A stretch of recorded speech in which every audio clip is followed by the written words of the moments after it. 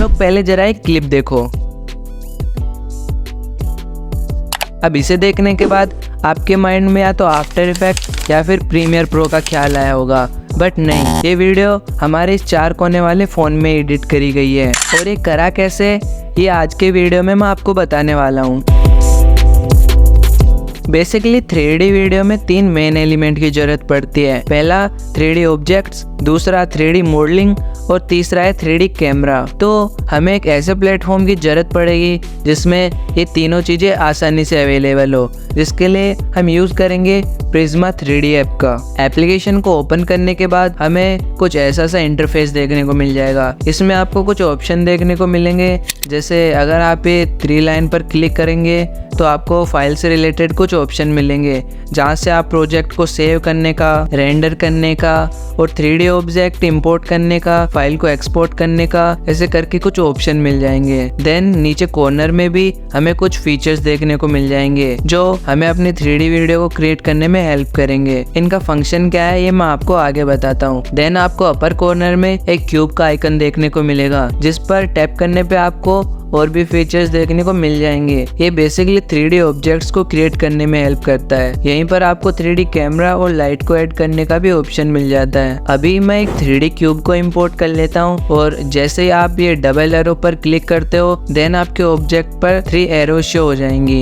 ये basically move करने के लिए यूज होता है। आप किसी भी एरो को पकड़कर उसकी डायरेक्शन में मूव करेंगे तो आपके ऑब्जेक्ट भी सेम वैसा ही एक्ट करेंगे। अब आप अगर दूसरे वाले फीचर पर क्लिक करोगे तो ये हमारा रोटेशन टूल है, जिसकी हेल्प से हम अपने ऑब्जेक्ट को किसी भी पोजीशन में रोटेट कर सकते हैं। इसे आप up to down, left to right, किसी भी डायरेक्शन में रोटेट कर सकते हो। इसके बाद हमारे स्केल टूल आ जाता है, जिसकी हेल्प से हम ऑब्जेक्ट के साइज को कंट्रोल कर सकते हैं। आप जिस भी डायरेक्शन में एरो को मूव करोगे उसी डायरेक्शन में हमारा ऑब्जेक्ट स्ट्रेच हो जाएगा। और इसी स्केल टूल के साथ वर्क करेंगे हमारे बॉटम वाले फीचर्स। जैसे मैं सेकंड वाले आइकन पर टैप करता हूँ तो इसकी कोई भी एक फ्लैट साइड को स्ट्रेच कर सकता हूँ, वो भी किसी भी डायरेक्शन में। ऐसे ही थर्ड वाला ऑब्जेक्ट के बॉर्डर के लिए और फोर्थ वाला कॉर्नर के लिए वर्क करता है। इसकी हेल्प से आप अच्छी खासी मॉडलिंग कर सकते हो। और मॉडलिंग के टाइम पे आपसे कुछ मिस्टेक हो जाती है, देन उसके लिए आपको रीबैक और अनबैक का ऑप्शन मिल जाता है। अब मैं एक फ्लैट शेप को इंपोर्ट कर लेता हूँ, जिसकी हेल्प से मैं आपको कटर का यूज़ करके दिखाता हूँ। देखो, कटर को टैप करके हमें एक लाइन ड्रॉ करनी है, जहाँ पर भी हमें कट लगाना है। ये कट ऑब्जेक्ट को सेपरेट नहीं करेगा, जस्ट उसको एक पार्टीशन में बदल देगा, लाइक दिस।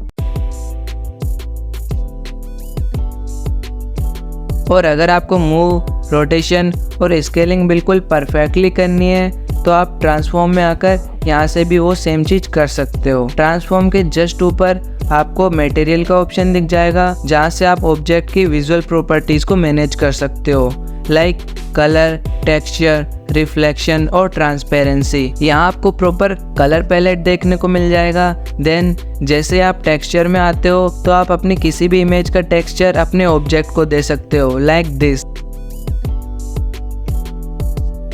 अभी मैं कलर को वाइट कर देता हूँ, जिससे इमेज का प्रॉपर टेक्सचर बने। इसके जस्ट नीचे रिफ्लेक्शन का ऑप्शन दिखेगा, जिसकी हेल्प से आप ऑब्जेक्ट के लुक को और भी ज्यादा बदल सकते हो। देन आपको ट्रांसपेरेंसी का ऑप्शन देखने को मिलेगा, जहाँ से आप इसकी ओपेसिटी को मेंटेन कर सकते हो। तो सारे फीचर्स और उनके फंक्शन मैंने आपको बता दिया है। अब मैं एक 3D मॉडलिंग और 3D एनिमेशन आपको क्रिएट करके दिखाता हूँ, जिसके लिए मैंने एक फ्रेश न्यू प्लेटफॉर्म ले लिया है। अब क्यूब पर क्लिक करके एक प्लेन ऑब्जेक्ट ले लेता हूँ और इसको स्केल की मदद से स्ट्रेच कर लेता हूँ।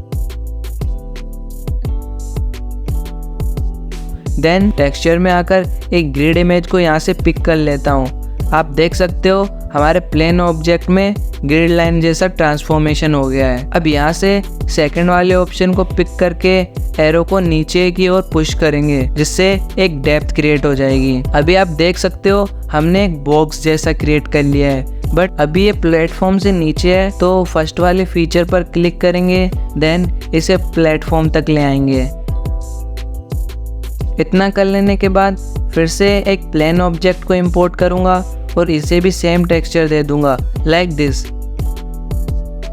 देन इसे एक वॉल जितना स्ट्रेच कर लूंगा।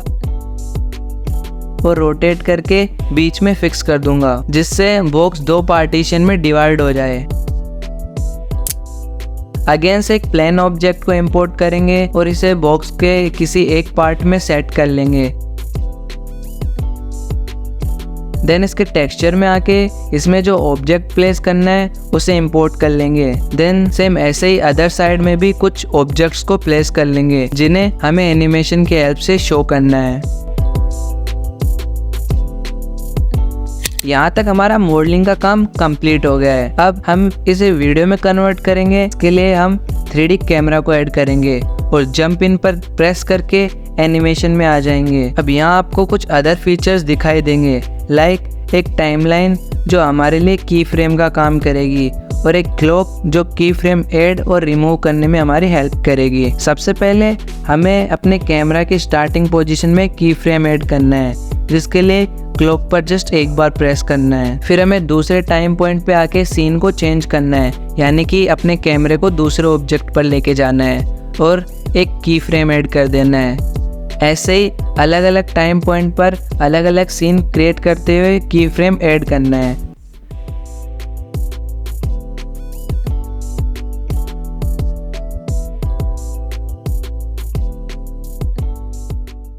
जब सारे ऑब्जेक्ट्स कवर हो जाएं, तो आप प्ले करके देख सकते हो कि आपने कैसा सीन रिकॉर्ड करा है। आप मॉडलिंग में और एनिमेशन में जितना ज़्यादा टाइम दोगे, जितना ज़्यादा क्रिएटिविटी लगाओगे, उतना ही बेस्ट आप क्रिएट कर पाओगे। अगर आप चाहते हो कि मैं 3D वीडियो एडिटिंग से रिलेटेड और भी एडवांस वीडियो बनाऊं, देन आप सब्सक्राइब और कमेंट याद से कर लें।